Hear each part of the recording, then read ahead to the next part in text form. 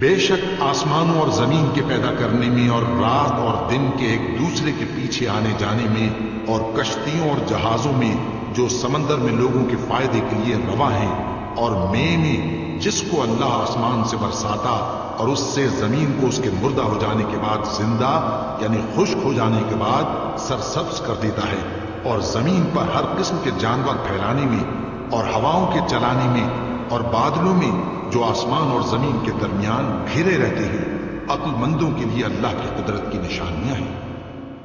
اس سے پہلے گزشتہ نشست میں ایک بات اور کہہ چکا تھا کہ کبھی بھی کوئی چیز بغیر کسی چیز کے بغیر کسی مٹیریل کے وجود میں نہیں آ سکتی۔ یہ اس کائنات کا جو ہے نظام ہے، اور بلکہ نظام کے ساتھ ساتھ یوں کہیں کہ یہ اس کائنات کا قانون ہے۔ یہ قانون ہے اس کائنات میں، اصول یہی ہے کہ بغیر کسی چیز کے کوئی چیز وجود میں نہیں لائی جا سکتی۔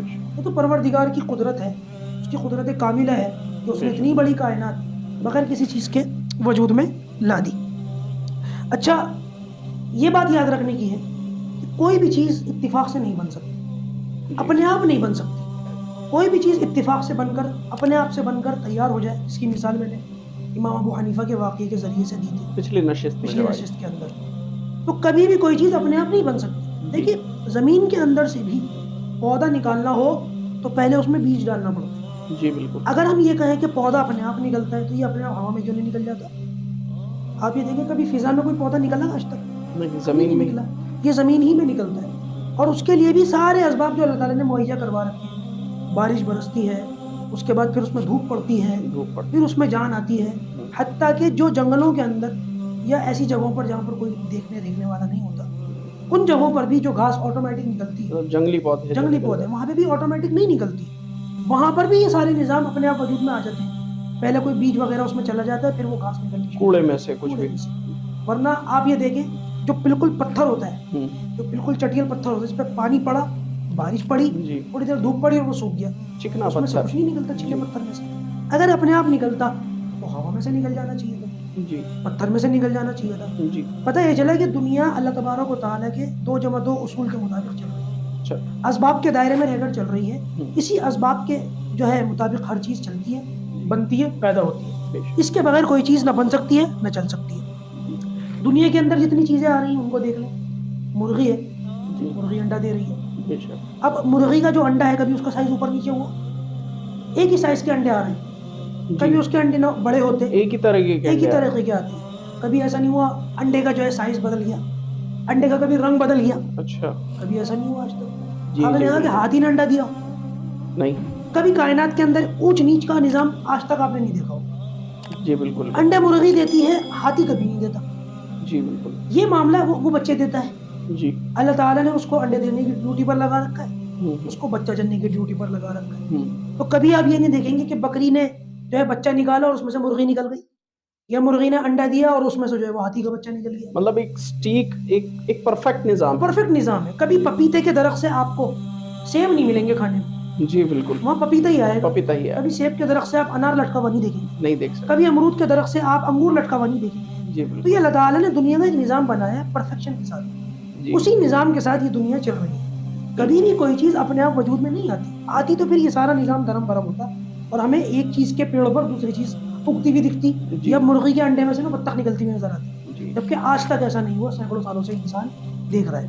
تو یہ جو زندگی ہے دنیا کے اندر، جو ہماری زندگی ہے، میں ہوں، آپ ہیں، اور انسانوں کے علاوہ بھی جو زندگی ہے، جانوروں کو لے لیں یا دنیا کے اندر جتنی بھی چیزیں ہیں، ان کے اس دنیا میں پیدا ہونے کا ایک مقصد ہے۔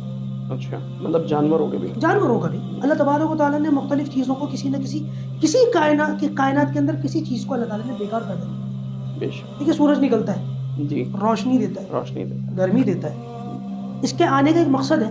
جی، اگر یہ ہر وقت کھڑا رہے، ہر چیز جل جائے گی، نظام خراب ہو جائے گا۔ اللہ تعالیٰ اس کو ڈبوتے بھی ہیں، نکالتے بھی ہیں، ایک فکس راستے پہ اس کو چلاتے بھی ہیں۔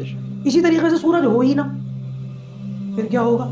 ہر چیز ختم ہو جائے گی، نہ لوگوں کو جو ہے روشنی ملے گی، نہ لوگوں کو گرمی ملے گی، زندگی نہیں ملے گی، غذا کا بھی انتظام نہیں، ہر چیز منجمد ہو جائے گی، کچھ نہیں مل سکتا آپ کو۔ اسی طریقے سے چاند دیکھ لیں، چاند کی چاندنی پڑتی ہے، وہ گھٹتا اور بڑھتا ہے، اپنے نظام پر چلتے ہوئے ایک مقام پر آتا ہے، سمندروں کی لہریں زیادہ اونچی ہونی شروع ہو جاتی ہیں۔ جی جی، حتیٰ کہ پھلوں کے اندر چاند کی چاندنی ہی سے مٹھاس پیدا ہوتی ہے. اللہ اکبر. اگر چاند کی روشنی ان پھلوں پر نہ پڑے تو آپ کو شوگر کین تو ملے گا لیکن اس میں شوگر نہیں ہوگی. چائے آپ پھیکی پیئیں گے, ساری مٹھائیاں آپ کو کڑوی لگیں گی. مٹھائی نہیں, آپ کو کسی خوشی کے موقع پر مٹھائی نہیں مل سکتی. آپ ساری کی ساری چیزیں اپنے نظام کے تحت بنی ہوئی چل رہی ہیں. کہنے کا مقصد یہ ہر ایک کا مقصد ہے. سورج کا مقصد ہے, چاند کا مقصد ہے, زمین کا مقصد ہے. اسی طرح جانوروں کے بھی مقصد, اسی طریقے سے جانوروں کا بھی مقصد ہے. کوئی جانور سواری کے کام آ رہا ہے, کوئی ہمارے کھانے کے کام آتا ہے. کسی جانور سے ہم دودھ لے رہے ہیں, کسی جانور پر ہم سامان لاتا رہے ہیں, کسی سے ہم کھیتی کے اندر جو ہل کے اندر لگا رہے ہیں, کسی کی کھال سے ہم کپڑے بنا رہے ہیں. بالکل آپ نے بالکل صحیح بات کہی. کوئی نہ کوئی چیز کسی نہ کسی مقصد کے تحت پیدا کی گئی. تو کیا لگتا ہے انسان ایسے پیدا ہو گیا ہوگا؟ اللہ تبارک و تعالیٰ نے اس کو کسی مقصد سے پیدا کرا. انسان کے پیدا ہونے کا مقصد ہے, بالکل ہے. اور یہ مقصد بتائے گا کون؟ یہ مقصد بتائے گا وہ جو پیدا کرے گا. بے شک یہ مقصد بتائے گا وہ جو پیدا کرے گا. اور اس کے پیدا کرنے والے نے اس کا مقصد بتایا ہے, الذی خلق الموت والحیات لیبلوکم ایکم احسن عملا, کہ ہم نے زندگی اور موت کا جو نظام بنایا ہے اور چلایا ہے اس لیے تاکہ تمہیں آزمائیں, ہم دیکھیں تم میں سے کون اچھا عمل کرتا ہے. ایکم احسن عملا, احسن کا لفظ ہے, ہم یہ دیکھیں گے تم سب سے اچھا عمل کون کرتا ہے, اچھے عمل کون کرتا ہے. اسی لیے اللہ تعالیٰ نے زندگی کے بعد پھر موت کا بھی سسٹم چلایا. جی, یہ زندگی اور موت آج تک سائنس اس کو بتا نہیں سکی, سمجھا نہیں سکی کہ زندگی کیا ہے اور پھر موت کیا ہے, یہ کیوں ہے, سائنس نہیں بتا سکی اس کو. جی. اب اگر ہم سائنٹیفکلی دیکھیں کہ ایک آدمی اچھا خاصا زمین پہ چل پھر رہا ہے, ابھی اس کو دل کا دورہ پڑا, مر گیا. جی, آپ اس کا دل نکال دیں, دل تو خراب ہوتا نا, اس دل خراب ہوا اس وجہ سے وہ مر گیا, وہ مر گیا. آپ اس کا دل نکال دیں, دوسرا دل ڈال دیں, اڑ جائے گا. گاڑیوں کے اندر آپ نے دیکھا ہوگا, گاڑی کا کوئی پارٹ خراب ہو جاتا ہے, گاڑی بند ہو جاتی ہے. جی, وہ پارٹ نکال کر ہم دوسرا ڈال دیتے ہیں, گاڑی اسٹارٹ ہو جاتی ہے. انسان کے ساتھ یہ معاملہ کیوں نہیں؟ سائنس اس کو سمجھا نہیں سکتی, سائنس اس کو بتا نہیں سکتی. نہیں بتا سکتی. پتہ یہ چلا کہ ہر چیز ہمارے کنٹرول میں نہیں ہے, ہمارے زندگی ہمارے کنٹرول میں نہیں ہے, موت ہمارے کنٹرول میں نہیں. بے شک یہ اس کا کنٹرول کرنے والا کوئی اور ہے. بے شک کوئی اور جو اس کا کنٹرول کرنے والا ہے اس نے اس کا مقصد بتا دی تھی. جو میں نے قرآن مجید کی سورہ ملک کی آیت پڑھی ہے, الذی خلق الموت والحیات لیبلوکم ایکم احسن عملا. تو اس سے ہمیں پتہ یہ چلا کہ ہمارا خالق, ہمارا مالک کوئی ہے جس نے ہمیں بنایا ہے, جس نے ہمیں پیدا کیا ہے, جس نے ہمیں زندگی دی ہے, پھر ہمیں موت دے گا. اور یہ ساری چیزیں ہمارے ہاتھ میں نہیں ہیں. نبی کریم صلی اللہ علیہ وسلم کو کائنات میں بھیج کر اور ان کے اوپر قرآن نازل فرما کر اللہ تبارک و تعالیٰ نے اس کی خبر دے دی اور ہم پر احسان کیا کہ ہمیں ہماری زندگی گزارنے کا اور دنیا میں آنے کا مقصد بتایا. انسان اگر غور کرے تو انسان اس بات سے ناواقف ہے کہ وہ خود کون ہے, وہ کہاں سے آیا ہے اور وہ اس دنیا میں کیوں آیا ہے, اس کے پیدا ہونے کا مقصد کیا ہے. ان سب باتوں کا جواب صرف ایک ہی ذات دے سکتی ہے, وہ جس نے ہمیں پیدا کیا.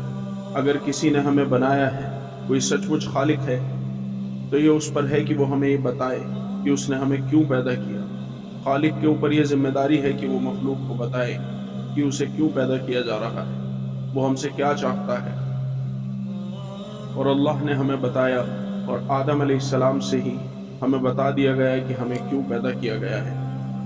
اور وہ بس ایک ہی مقصد ہے کہ صرف اللہ اور اللہ ہی کی عبادت کرنا, کسی کو بھی اس کا شریک کیے بنا. اور یہ حقیقت ہے کہ ہم سب یہ بات جانتے ہیں کہ یہ زندگی اللہ کی طرف سے ایک امتحان ہے.